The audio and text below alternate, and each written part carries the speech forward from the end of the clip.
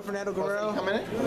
Last time we saw you, you were actually on Fox Sports 1 and you were fighting Ray Gatica. Very difficult fight. Honestly, a lot of people kind of booked that as a kind of tune-up for you, and it was kind of hard in there. Look, people got to understand, man, that at this level, there's no tune-up, you know? And if that was my tune-up, man, as long as I got the the W, I'm good, you know? So the thing is like, man, he's not sitting in his seat, like, while I'm training. You know, he's training too, so, and you know how it is always, and when you fight a Mexican and everything like that, I think that it's going to be a tune-up. When it comes to tune-ups, a lot of people want to see like the A-side fighter have a really good showing, but a lot of people also say that it's good to have a very difficult fight after a loss because it teaches you more. Well, yeah, I mean, you know, like I said, like I'm gonna be a champion no matter what, you know.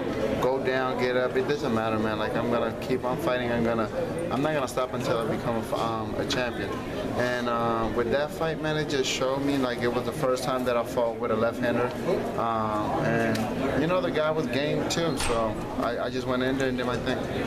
You on this first fight, you actually went with a new team, a new squad, a new trainer, and everything. How was he in the corner with you? How did you feel working with him? They kept me composed. They told me the right things. You know, a lot of times with 19 knockouts, you always want that even number, you want a 20 knockouts, but we could do that in the next fight. You know, that's what they said. So now, you know, I'm just listening to my corner. We're training, waking up in the morning and doing the camp. We just started the camp like last week. We don't even know when we're gonna fight. Who are you training with now? Well, I'm training with the Westside Boxing, Nacho, Salcedo, and Jose. Okay. And what have they brought different to you than any other training camp that you've had before? Well, they believe in me as much as I believe in them. They're taking the time with me and making me feel like a champion, like I deserve. And you can't go in the ring thinking that, or not being treated like you're the champion. You know, so they do that. Okay. Nacho. Nacho, real name? Ignacio. Ignacio, all right. You were actually there with him. What did you tell him after the fight, after we were watching the tape and everything? You know what? We just have to work and just keep going, and it depends what fight. Every fight is different, so we're just gonna have to work depending on the opponent. We can take it like, okay, that's a good experience. That was our first fight, and we're just gonna go from there. What did you see in there that probably Fernando can improve on, and also who do you want to see him in the ring with next? I mean, we're gonna improve in a lot of things. I don't see mistakes. I don't see him made any mistakes. The opponent was strong and he came to fight. He was prepared as much as Fernando or more. Who knows? That was his big chance. So and I just want to see him fight whoever, you know, whoever he can take the title from. That's who we're gonna go after.